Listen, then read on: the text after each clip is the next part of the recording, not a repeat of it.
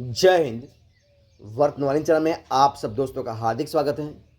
दोस्तों, आज हम इस सेशन में इस वीडियो में देखने वाले हैं टॉप 30 सामान्य ज्ञान के प्रश्न और उनके उत्तर। और हमारे जो दोस्तों जो सेशन है वो जो 30 प्रश्नों का डेली चलता है, तो इसमें आपको एक ही वीडियो में एक ही सेशन में सारे प्रश्न एक साथ मिल जाएंगे। यानी कि भूगोल, इतिहास, इकोनॉमिक्स, संविधान के प्रश्न, सामान्य ज्ञान के प्रश्न और विज्ञान और टेक्नोलॉजी के प्रश्न, वो सारे प्रश्न आपको एक ही साथ में मिल जाएंगे। तो हमारे सेशन को, इस वीडियो को जरूर देखना। आज का जो सेशन है हमारा, जो वो पार्ट है, यानी कि भाग नंबर है 21, तो जरूर देखना।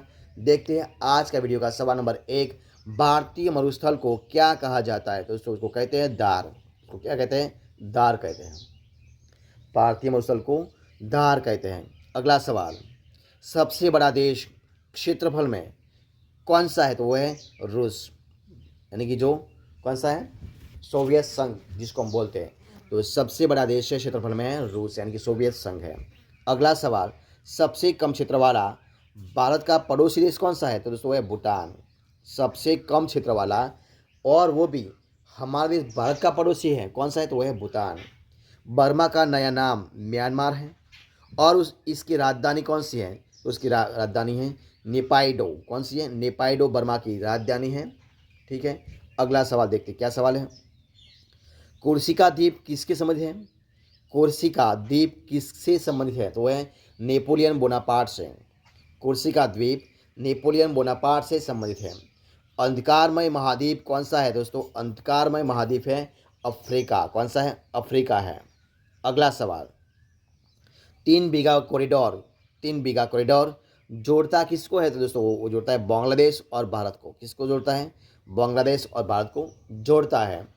अगला सवाल देखते हैं क्या सवाल है आपके सामने। संसार का सबसे बड़ा द्वीप यानी कि ग्रीनलैंड है, वह किसका अभिन्न अंग है? तो दोस्तों वह है डेनमार्क का। किसका अंग है? डेनमार्क का अंग है। अगला सवाल, विश्व का सबसे बड़ा द्वीप कौन सा है? तो विश्व का सबसे बड़ा द्वीप जो है वो है ग्रीनलैंड। कौन सा है? ग्रीनलैंड है। अगला सवाल, संयुक्त राष्ट्र का सबसे छोटा क्षेत्रफल की दृष्टि से सदस्य कौन सा है? दोस्तों वह है सेशेल। कौन सा है? सेशेल्स है।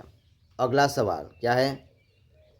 सबसे छोटा देश जनसंख्या में कौन सा है? दोस्तों तो सबसे छोटा देश जनसंख्या में हम देखते हैं तो वह है वेटिकन सिटी। कौन सा है? वेटिकन सिटी है। और पुराने श्याम प्रदेश का नाम क्या है? पुराने श्याम प्रदेश का नया नाम क्या है? तो वह है थाईलैंड, जिसका पुराना नाम था श्याम। तो पुराने श्याम प्रदेश का नया नाम है थाईलैंड। अगला सवाल आपके सामने हम रखते हैं। प्रसिद्ध कुगेर कौन सा है? प्रसिद्ध कुगेर नेशनल पार्क कहाँ पर स्थित है? दोस्तों वह है दक्षिण अफ्रीका में है। कहाँ पर है? दक्षिण अफ्रीका में है।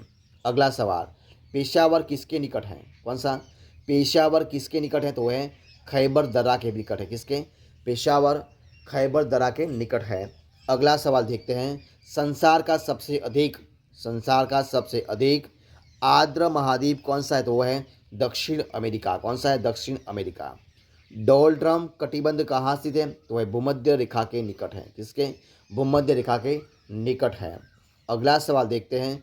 अफ्रीका का सबसे बड़ा देश कौन सा है? तो दोस्तों अफ्रीका का सबसे बड़ा देश है अल्जीरिया। कौन सा है? अल्जीरिया अफ्रीका का सबसे बड़ा देश है।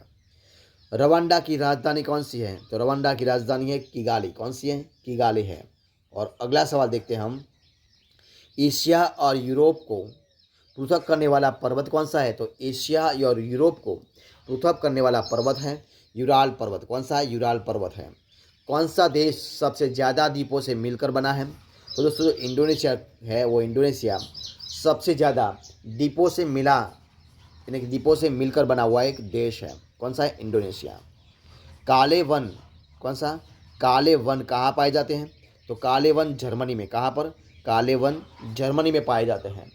और अगला सवाल देखते हैं। ज्वालामुखी के कप आकार के मुख को क्या कहा जाता है? दोस्तों को कहते हैं कैटर। जो ज्वालामुखी होते हैं, उस ज्वालामुखी के कप का आकार के मुख को कहते हैं कैटर। अगला सवाल देखते हैं क्या है आपके सामने।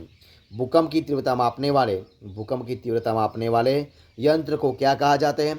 तो भूकंप की तीव्रता मापने वाले यंत्र को कहते हैं सिस्मोग्राफ। क्या कहते हैं? सिस्मोग्राफ कहा जाता है। अगला सवाल, भूकंप केंद्र के ठीक नीचे के बिंदु को क्या कहते हैं? तो उसको कहते हैं भूकंप मूल या हाइपो सेंटर। क्या कहते हैं? भूकंप मूल या हाइपोसेंटर कहा जाता है। अगला सवाल, पृथ्वी की सतह पर भूकंप के केंद्र के ठीक ऊपर के बिंदु को क्या कहते हैं? तो उसको कहते हैं उत्केंद्र। क्या कहते हैं? उत्केंद्र कहा जाता है। रिक्टर स्केल का प्रयोग किसके मापने के लिए किया जाता है? तो रिक्टर स्केल का प्रयोग भूकंप की तीव्रता के मापने के लिए कहा जाता है। किसको? भूकंप की तीव्रता को मापने के लिए कहा जाता है। अगला सवाल ये रहा आपके सामने, नापे किसका एक प्रकार है? तो देखिए, नापे किसका एक प्रकार है? तो नापे वलित संरचना को, किसका? नापे वलित संरचना का एक प्रकार है। अगला सवाल देखिए, क्या सवाल है आपके सामने, एक ही समय में, क्या सवाल है? एक ही समय में कंपन करने वाले स्थानों को जोड़ने वाली रेखाओं की श्रृंखला को क्या कहलाती है? तो सो कहलाती है सहभूकंप रेखा, यानी कि होमोसिस्म लाइंस। क्या कहते हैं? एक समय में कंपन करने वाले स्थानों को जोड़ने वाली जो रेखाओं की श्रृंखला होती है उसको कहा जाता है सहभूकंप रेखा, यानी कि होमोसिस्म लाइंस कहा जाता है। अगला सवाल, विभ्रंश घाटी कहाँ पर बनती है? तो विभ्रंश घाटी बनती है दो भ्रंशों के बीच। कहाँ पर? दो भ्रंशों के बीच बनती है। और दोस्तों इसी सेशन का, इसी वीडियो का लास्ट सवाल देखिए रहा आपके सामने। देखिए क्या सवाल है, ये रहा सवाल है कि 11 मार्च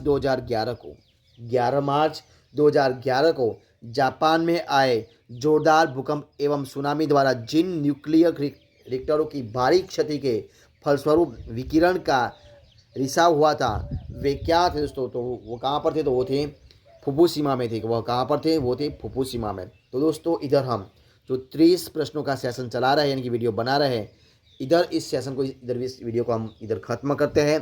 तो अगर आपको मेरा सेशन, इस वीडियो अच्छा लगा हो, यूज़फुल लगा हो, पसंद आया हो, तो उसको लाइक कीजिए, कमेंट कीजिए, आपके दोस्तों में शेयर कर दीजिए। और लास्ट में आपने अब तक इस चैनल को, यानी कि वर्थ नॉलेज चैनल को सब्सक्राइब नहीं किया है तो उनको सब्सक्राइब करना मत भूलें। फिर मिलेंगे एक नए वीडियो के साथ, नए टॉपिक के साथ। तब तक बने रहें। जय हिंद, जय भारत, बेस्ट ऑफ लक।